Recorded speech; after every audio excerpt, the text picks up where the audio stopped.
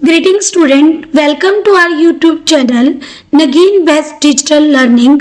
In this video, we are going to discuss the topic issue of share of part B, chapter 1, accounting for share capital. Now let us start the topic. Its silent feature of the capital of company is that the amount on its share can be gradually collected in easy installment spread over a period of time depending upon its growing financial requirement. कि company की जो हमने meaning में किया कि company जो है capital जो कलेक्ट करती है वो शेयर इशू करके करती है, राइट स्टूडेंट। कि कंपनी की कैपिटल कैसे कलेक्ट होती है, वो कंपनी मार्केट में शेयर इशू करती है, शेयर होल्डर जो है शेयर को परचेज करते हैं और मनी पे करते हैं। एक कंपनी की जो एक मेन जो करेक्टरिस्टिक्स है इन केस ऑफ कंपनी कि कंपनी की जो कैपिटल है वो कलेक्ट की जाती है इंस्टॉलमेंट में भी, इजी इंस्टॉलमेंट सेपरेट कर दी जाती हैं टाइम पीरियड के अकॉर्डिंग। जैसे फाइनेंशियल रिक्वायरमेंट होती है कंपनी जो इंस्टॉलमेंट में मनी कॉल कर देती है, तो शेयर होल्डर पर कोई बर्डन नहीं होता। इजी इंस्टॉलमेंट मीन्स कंपनी जो है जो शेयर फेस वैल्यू प्राइस होता है उसको इंस्टॉलमेंट में कॉल करती है शेयर होल्डर से, राइट। पूरी की पूरी जो है फेस वैल्यू कंपनी एक ही बार में जो है कॉल नहीं करती, तो कई बार उसके पास ऑप्शन है कि वो जो इंस्टॉलमेंट में जितनी भी एक शेयर होल्डर ने इन्वेस्टमेंट की है वो इंस्टॉलमेंट में कॉल कर सकती है, जैसे कंपनी की फाइनेंशियल रिक्वायरमेंट होती है उसी according. The first installment is collected along with application and is thus known as application money. जो फर्स्ट इंस्टॉलमेंट होती है जब एप्लीकेशन देते हैं कंपनी को शेयर परचेज करने के लिए, तो उन्हें शेयर परचेज करने के लिए जो एप्लीकेशन देनी होती है उसके साथ कुछ मनी पे करनी होती है, उस मनी को एप्लीकेशन मनी बोला जाता है और ये फर्स्ट इंस्टॉलमेंट होती है एप्लीकेशन मनी, रिसीप्ट करना application money. Got this student. The second own allotment, उसके बाद उन एप्लीकेंट को शेयर अलॉट किए और उन्हें इन्फॉर्म किया जाता है कि कंपनी ने आपको जो है शेयर अलॉट कर दिए हैं और आपको जो है अब अलॉटमेंट मनी जो है कंपनी को भेजनी है और उस मनी को हम बोलते हैं अलॉटमेंट मनी, क्योंकि वो अलॉटमेंट पर कॉल की जाती है कंपनी के द्वारा। Got this student. And the remaining instalment are termed as first call and second call and so on. और जो रिमेनिंग इंस्टॉलमेंट बच गई कंपनी की वो जो है उस अगर आफ्टर अलॉटमेंट कंपनी जो है मनी जो कॉल करेगी शेयर होल्डर से, तो उसे फर्स्ट टाइम जो कॉल करेगी अलॉटमेंट के बाद तो उसे फर्स्ट कॉल बोला जाएगा और सेकंड टाइम जब कॉल करेगी तो सेकंड एंड फाइनल कॉल होगी। Got this student. कि कंपनी अपनी मनी जो है कलेक्ट करने के लिए, कंपनी जो अपनी कैपिटल को कलेक्ट करने के लिए इंस्टॉलमेंट में जब मनी मंगवाती है शेयर होल्डर से, तो वो इंस्टॉलमेंट 4 टाइप की हो सकती है। फर्स्ट इंस्टॉलमेंट है वो एप्लीकेशन मनी रिसिप्ट की, सेकेंड अलॉटमेंट मनी रिसिप्ट की और फिर first call money and then second and final call. Got this student. The word final is suffixed to the last instalment, कि जो है लास्ट इंस्टॉलमेंट जो भी होगी तो फाइनल जो है उसके साथ अटैच कर देना है, लास्ट इंस्टॉलमेंट के साथ जो है फाइनल, जैसे अभी मैंने बोला second and final call. Got this student. However, this is no way which prevent a company from calling the full amount on shares right at the time of application. Company जो है पूरी money जो है call भी कर सकती है application के समय या इंस्टॉलमेंट में कर सकती है। तो यहाँ पर जो है कोई जो है कंपनी के लिए कंपलसरी नहीं है कि इंस्टॉलमेंट में करनी है। फुल अमाउंट जो शेयर की है वो कंपनी कॉल कर सकती है जब एप्लीकेशन के लिए एप्लीकेंट अप्लाई करते हैं तो उन्हें पूरी मनी जो है कंपनी को पे करनी होती है। Got this student? Now the first steps in the procedure of share issue are, कि जो स्टेप्स फॉलो किए जाएंगे एक पब्लिक कंपनी के द्वारा शेयर इशू करने के लिए। जब कंपनी जो है शेयर इशू करेगी पब्लिक को, तो ये जो स्टेप फॉलो करने पड़ते हैं, इनमें फर्स्ट स्टेप है टू इशू ऑफ प्रोस्पेक्टस, कि कंपनी को प्रोस्पेक्टस इशू करना पड़ता है सबसे पहले, क्योंकि इन्फॉर्म करना होता है कि मार्केट में कि कंपनी जो है शेयर इशू कर रही है, तो प्रोस्पेक्टस इशू करना होता है। The company first issues the prospectus to the public. Prospectus is an invitation to the public that a new company has come into existence and it needs fund for doing business. It contains complete information about the company and the manner in which money is to be collected from the prospective investors. कि जब company share issue करती है, तो share issue करने से पहले company को जो है प्रोस्पेक्टस इशू करना होता है पब्लिक को। प्रोस्पेक्टस एक टाइप का इन्विटेशन होता है जो कि पब्लिक को दिया जाता है कि एक न्यू कंपनी जो उसकी एग्जिस्टेंस हुई है और उसे फंड की नीड है बिजनेस को रन करने के लिए, तो कंपनी को सारी इंफॉर्मेशन जो अपनी बिजनेस से रिलेटेड है वो सारी देनी होती है प्रोस्पेक्टस के अंदर, राइट, जिससे कि जो भी प्रोस्पेक्टिव इन्वेस्टर्स है वो जो है शेयर परचेज करेगा और कंपनी को जो है मनी कलेक्ट हो जाएगी अपने बिजनेस को रन करने के लिए। प्रोस्पेक्टस एक टाइप का इन्विटेशन है जो कि पब्लिक को दिया जाएगा कि वो शेयर परचेज कर ले, right student. It describe the profitability and soundness of the business of the company to attract the investing public, कि ये क्या डिस्क्राइब करेगा कि कंपनी की प्रॉफिटेबिलिटी पोजीशन को और साउंडनेस पोजीशन बिजनेस की, राइट, ताकि जो इन्वेस्टिंग पब्लिक है, मींस जो इन्वेस्ट करना चाहते हैं जो लोग, वो इन्वेस्ट कर सके। तो इस प्रोस्पेक्टस के अंदर अगर पहले से एग्जिस्टिंग जो कंपनी है तो उसे अपनी प्रॉफिटेबिलिटी के बारे में और साउंडनेस जो पोजीशन के बारे में जो है शो करना होता है, पॉइंट्स देने होते हैं, ताकि जो है पब्लिक जो है उसकी तरफ अट्रैक्ट हो और कंपनी के शेयर परचेज करे। It contain the following information.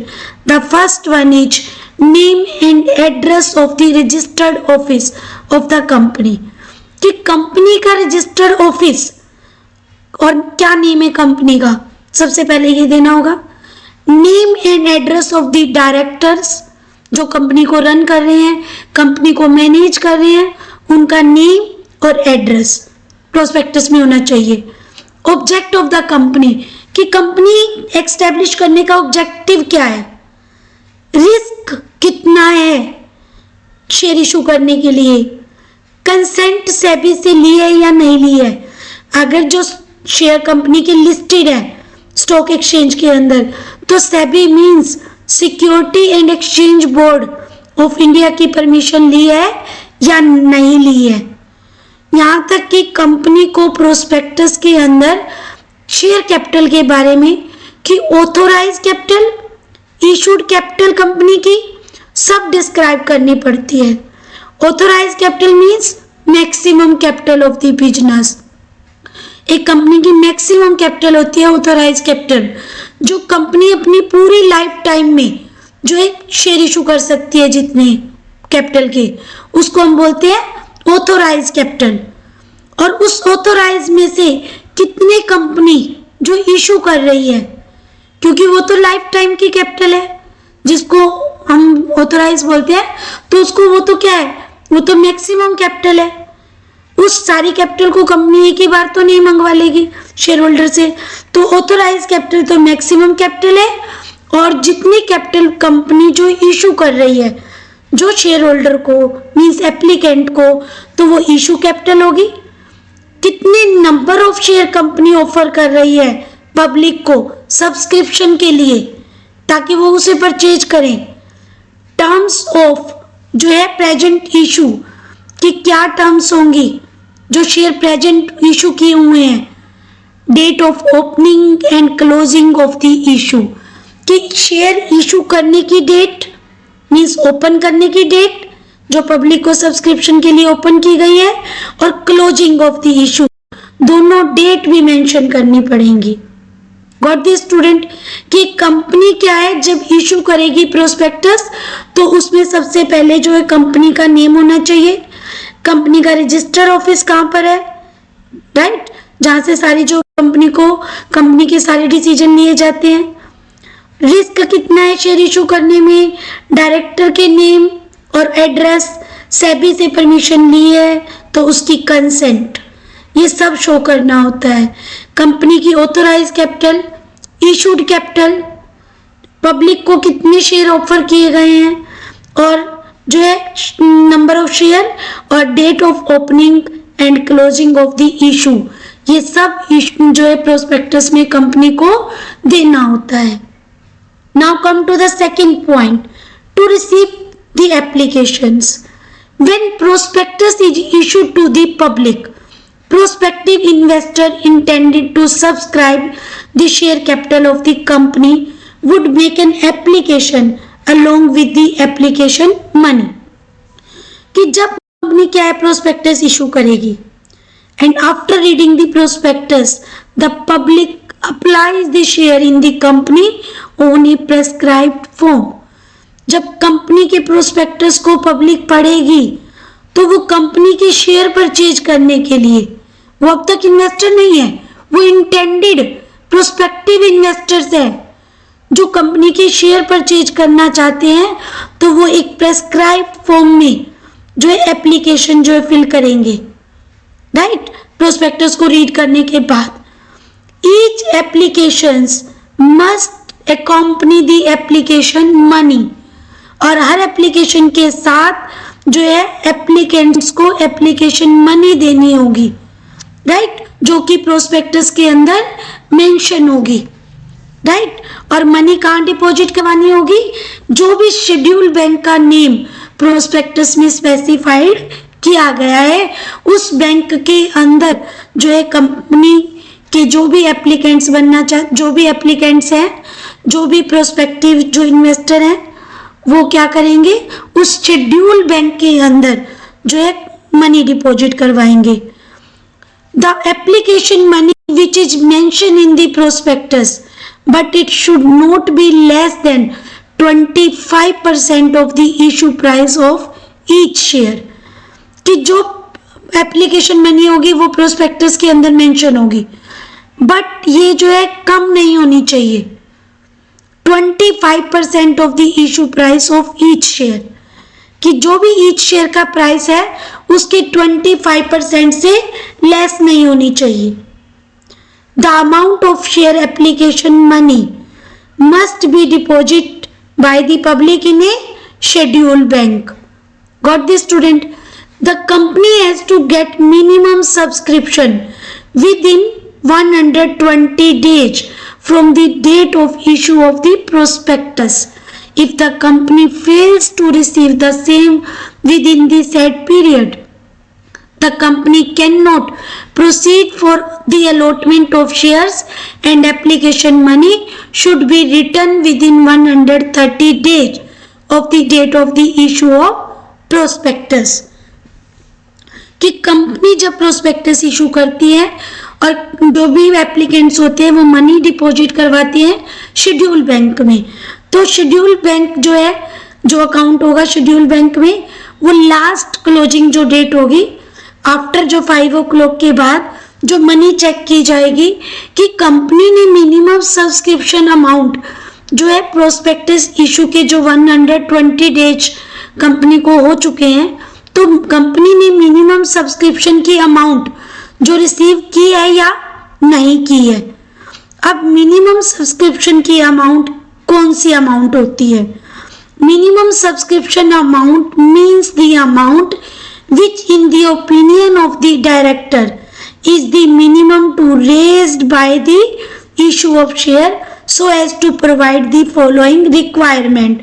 कि मिनिमम जो सब्सक्रिप्शन की अमाउंट है वो बोर्ड ऑफ डायरेक्टर के द्वारा जो डिसाइड की जाती है, और इतनी जो अमाउंट होनी चाहिए, ये कम से कम इतनी अमाउंट होनी चाहिए कि कंपनी अपने बिजनेस की जो नॉर्मल ऑपरेशन एक्टिविटी होती है उनको इजीली कर सके।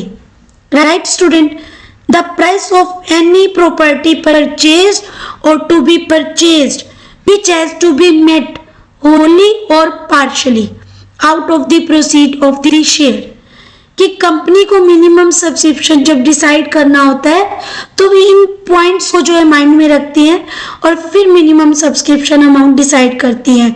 तो फर्स्ट पॉइंट कि अगर कंपनी को जो है प्रॉपर्टी परचेज करनी है, राइट, चाहे वो प्रॉपर्टी परचेज करनी हो तो कंपनी के पास मनी जो है, अब वो कंपनी को जो मनी अरेंज करनी है तो वो शेयर इशू करके करनी है, राइट। तो इट मीन्स जो भी उस प्रॉपर्टी का प्राइस है उसके अकॉर्डिंग मिनिमम सब्सक्रिप्शन की मनी डिसाइड की जाती है कि कंपनी या तो उस प्राइस को पूरी तरह से पे कर पाए या फिर पार्शियली पेड कर पाए, मीन्स कोई ना कोई इंस्टॉलमेंट जो है उसकी वो कंपनी पे कर सके जब कंपनी को इशू जो शेयर करने से प्राइस शेयर जो इशू करने से उस मनी से कंपनी इजीली जो एसेट परचेज कर सके, क्योंकि एसेट जो है कंपनी को बिजनेस रन करने के लिए चाहिए।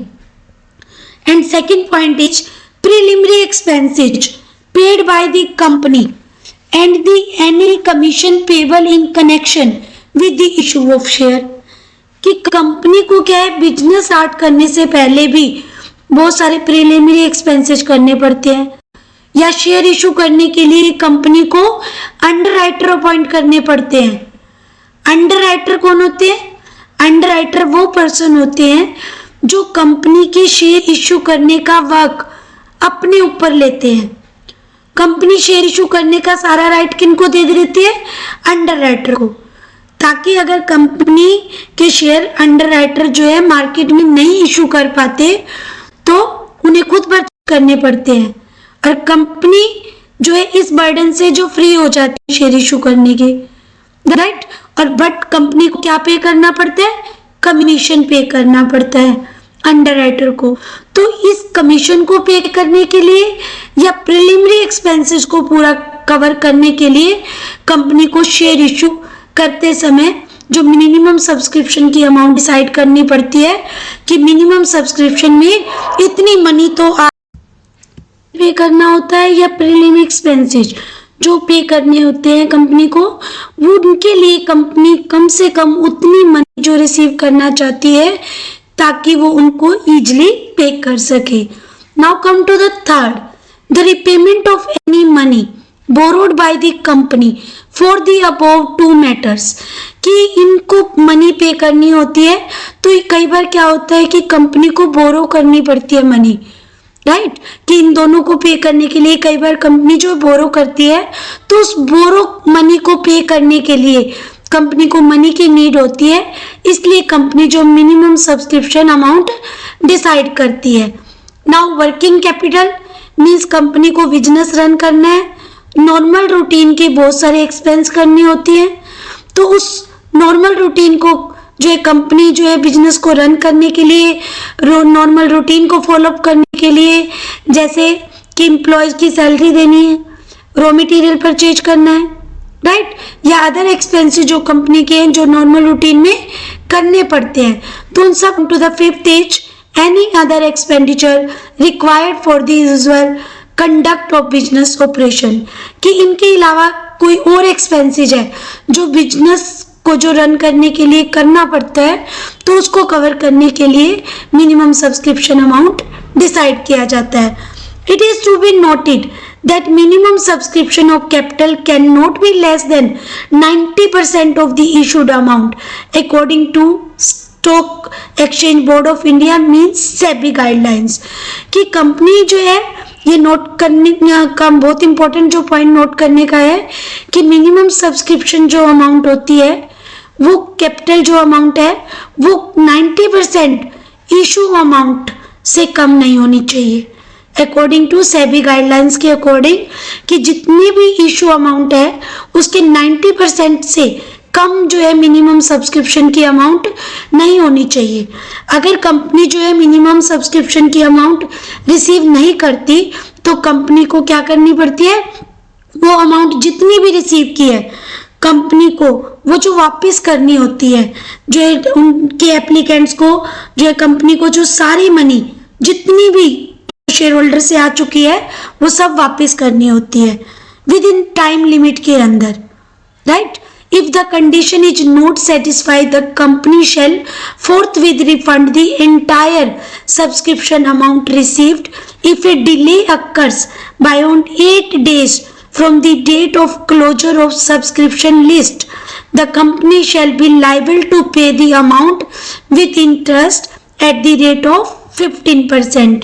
कि कंपनी अगर मिनिमम सब्सक्रिप्शन अमाउंट रिसीव नहीं करती है तो कंपनी को इंटायर जो सब्सक्रिप्शन अमाउंट है जो कंपनी ने रिसीव किया है पूरा का पूरा अमाउंट रिफंड करना पड़ता है एप्लीकेंट्स को, और कंपनी इस टाइप से मार्केट में शेयर अलॉट नहीं कर सकती। और अगर कंपनी डिले करती है एप्लीकेंट्स को मनी रिटर्न करने में तो सब्सक्रिप्शन जिस दिन क्लोज हुआ है उस दिन से 8 डेज के अंदर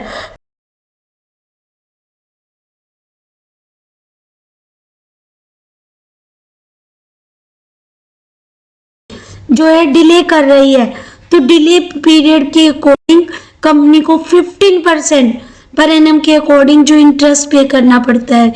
जितना भी कंपनी डिले करती है तो उसके अकॉर्डिंग कंपनी को जो है 15% पर एनम के अकॉर्डिंग जो है इंटरेस्ट पे करना पड़ता है। गॉट दिस पॉइंट स्टूडेंट, कि कंपनी अगर 120 डेज प्रोस्पेक्टस इशू करने के जो कि डेट से स्टार्ट होंगे अगर मिनिमम सब्सक्रिप्शन अमाउंट रिसीव नहीं करती है, राइट, तो कंपनी को जो है अलॉट करने का राइट शेयर नहीं होता और एप्लीकेशन मनी जो है 130 डेज में जो है जो कि प्रोस्पेक्टस इशू की डेट से होगी वापस करनी होती है। और डिले करेगी तो 15% पर एनम के अकॉर्डिंग इंटरेस्ट पे किया जाएगा, right student. Now come to the next, allotment of share. The next is allotment. If minimum subscription has been received, the company may proceed for the allotment of share after fulfilling certain other legal formalities। कि अगर company जो है minimum subscription amount receive कर लेती है, company को minimum subscription amount receive हो गई तो नेक्स्ट जो स्टेप होता है कंपनी को शेयर अलॉट करने होते हैं, राइट। और शेयर अलॉट करने के बाद जो कंपनी को शेयर अलॉट करने होते हैं तो शेयर अलॉट करने के लिए अगर कंपनी को जो लीगल फॉर्मेलिटीज करनी है तो वो पहले फुलफिल करनी होगी, उसके बाद ही कंपनी शेयर अलॉट कर सकती है। और जिन भी एप्लीकेंट्स को कंपनी ने शेयर अलॉट करने हैं उनको लेटर ऑफ अलॉटमेंट सेंड किया जाएगा, राइट। कि letter of allotment are send to those whom the share have been allotted and letter to regret to those to whom no allotment has been made।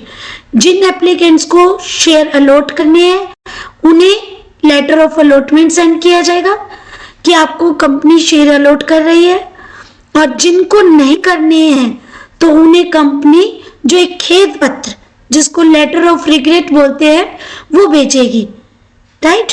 कि हम आपको जो share allot नहीं कर पाए हैं तो कंपनी इस टाइप से एक लेटर राइट करके भेजेगी। When allotment is made, it result in a valid contract between the company and the applicants who now become the shareholder of the company। कि जब कंपनी शेयर अलॉट कर देती है तो एक वैलिड कॉन्ट्रैक्ट बन जाता है एप्लीकेंट्स और कंपनी के बीच में। वो एप्लीकेंट जो कि शेयर होल्डर बनने जा रहे हैं, राइट, तो उनके बीच में एक वैलिड कॉन्ट्रैक्ट बन जाता है कि वो अब कंपनी के क्या बन जाएंगे, शेयर होल्डर बन जाएंगे। Got this student? Now, the share of a company are issued at par or at a premium। कि कंपनी जब शेयर इशू करेगी पब्लिक को या तो वो पार पर करेगी या प्रीमियम पर करेगी। डिस्काउंट केस में कंपनी की जो शेयर इशू करने पर जो रिस्ट्रिक्शन लग गई है, फ्रेश जो है कंपनी जो फर्स्ट टाइम जो शेयर इशू कर रही है, या कंपनी जो है एग्जिस्टिंग कंपनी भी अगर शेयर इशू कर रही है तो वो डिस्काउंट पे नहीं कर सकती। ये कंपनी एक्ट 2013 के अकॉर्डिंग जो प्रोविजन है कि कंपनी शेयर डिस्काउंट पे इशू नहीं कर सकती, बट कंपनी री इशू कर सकती है डिस्काउंट पर। री इशू के अंदर जो तीनों केस होंगे कि पार का भी, प्रीमियम का भी और डिस्काउंट का भी, राइट। कि नॉमिनल वैल्यू से जो है कम पर शेयर इशू करती है उसे डिस्काउंट पे बोलते हैं, तो कंपनी डिस्काउंट पे इशू नहीं कर सकती, या तो शेयर इशू करेगी पार पर। मीन्स जो 100 रुपीज का अगर शेयर प्राइस है, अगर each share price is 100 rupees, तो जो कंपनी उसे अगर 100 रुपये में मार्केट में इशू कर रही है तो पार पर इशू बोलते हैं। बट कंपनी जब मोर देन प्राइस जो फेस वैल्यूज है उस पर इशू करती है शेयर को, तो उसे क्या बोलते हैं, प्रीमियम पर इशू करना है। प्रीमियम पर सभी कंपनी के शेयर इशू नहीं होते, केवल जो है रेपुटेटेड कंपनी होती हैं जिनकी मार्केट में गुडविल है वो शेयर इशू कर सकती हैं जो प्रीमियम के ऊपर, राइट स्टूडेंट। और प्रीमियम मीन्स फेस वैल्यू से above price. For example if 100 rupees share price है और मार्केट में 105 रुपीज में इशू हो रहा है तो 5 रुपीज प्रीमियम होगा। Got the student. इस टाइप से जो कंपनी प्रीमियम पर इशू करेगी या शेयर करेगी पार पर इशू, लेकिन डिस्काउंट पे शेयर इशू कंपनी नहीं कर सकती।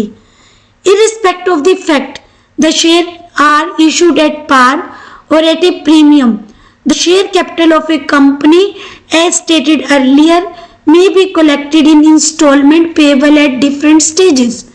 चाहे कंपनी शेयर पार पर इशू कर रही हो, चाहे कंपनी शेयर इशू कर रही हो प्रीमियम पर, तो कंपनी अपनी, जैसे कि हमने पहले क्लियर किया था स्टार्टिंग में जो पॉइंट था कि कंपनी अपनी जो है जो भी शेयर इशू किए हैं उन पर जो मनी है वो कलेक्ट कर सकती है इंस्टॉलमेंट में, वो भी डिफरेंट स्टेजेस में। मीन्स फर्स्ट कॉल कर सकती है, फिर सेकेंड एंड फाइनल कॉल कर सकती है। टू मेक कॉल, जब कंपनी कॉल करेगी कि जो एप्लीकेंट्स थे उन्होंने एप्लीकेशन मनी पे कर दी, तो फिर उन्हें जो शेयर अलॉट कर दिया गया तो उन्होंने अलॉटमेंट मनी भी पेड कर दी, और अब क्या बन जाते हैं, वो कंपनी के शेयर होल्डर बन जाते हैं। और जब वो कंपनी के शेयर होल्डर बन जाएंगे तो फिर कंपनी उनसे थर्ड जो इंस्टॉलमेंट की डिमांड करेगी, जिसको हम बोलेंगे फर्स्ट कॉल। एक company demand the whole amount of a share on application in one instalment. Company जो है डिमांड कर सकती है पूरी शेयर प्राइस कोई एक इंस्टॉलमेंट में, राइट, या फिर क्या कर सकती है वो इंस्टॉलमेंट में भी कॉल कर सकती है। Call must be made strictly in accordance with the provision of the article of association। तो वो आर्टिकल ऑफ एसोसिएशन के अंदर जो प्रोविजन है स्ट्रिक्टली बिल्कुल उनके अकॉर्डिंग होनी चाहिए। And in the absence of article of association the provision of table F of schedule 1 of the company act 2013 shall apply, right. कि अगर कंपनी ने आर्टिकल ऑफ एसोसिएशन नहीं बनाया, क्योंकि हमने स्टार्टिंग में भी जो ये हमारी जो है रीडिंग हुई थी इस चना कंपलसरी नहीं है, तो कंपनी जो है पब्लिक कंपनी अगर आर्टिकल ऑफ एसोसिएशन नहीं बनाती है तो टेबल एफ जो कि शेड्यूल 1 है ऑफ द कंपनी एक्ट के अकॉर्डिंग उस प्रोविजन को कंपनी को फॉलो करने पड़ते हैं। और उसके अकॉर्डिंग जो फर्स्ट प्रोविजन है, the amount to be called up either on application or allotment or on any one call shall not exceed 25% of the total quantum of the issue। कि जितना टोटल क्वांटम इशू किया गया है, चाहे वो application money हो, चाहे allotment हो, चाहे वो फर्स्ट कॉल हो, वो 25% से एक्सटीड नहीं होना चाहिए, right. And all amount of calls on share should be fully called up within a period of 12 months from the date of allotment। कि 12 months के अंदर जितनी भी अमाउंट है कॉल्स पे मंगवानी है कंपनी ने वो कॉल कर लेनी है, और there must be an interval of at least 1 month between the making of 2 calls, और 2 कॉल के बीच में 1 महीने का डिफरेंस होना चाहिए. इट मीन्स 2 कॉल्स के बीच में 1 month का डिफरेंस होना चाहिए. At least 14 days notice must be given to the shareholder to pay the amount of called. और हर शेयर होल्डर को जो 14 डेज का नोटिस दिया जाना चाहिए कि वो कॉल की पेमेंट कर दे. अगर उसने नहीं की है तो उसे 14 डेज का नोटिस दिया जाएगा आफ्टर कॉल ड्यू के. And call must be made on a uniform basis on all the shares with in the same class of share. कि सेम क्लास ऑफ शेयर के ऊपर जो है यूनिफॉर्म बेसिस से जो एक ही समय में कॉल की जाएगी amount. A call letter must specify the amount of the call, mode of remitting money, address to which call money is required to be sent and last date for sending the money. Call letter में सब information होगी कि call की amount क्या है, उन्हें जो है कब तक सबमिट करवानी है, राइट, और जो है इफ डिले होगा तो किस टाइप से जो है इंटरेस्ट भी कैलकुलेट किया जाएगा या नहीं, वो सब इंफॉर्मेशन होंगी कॉल लेटर में, राइट स्टूडेंट. तो these are the procedure on the issue of shares. I hope you all understand the all the steps of the issue of shares. Like the video, share the video and subscribe the channel for getting fast update. Thank you. Have a nice day.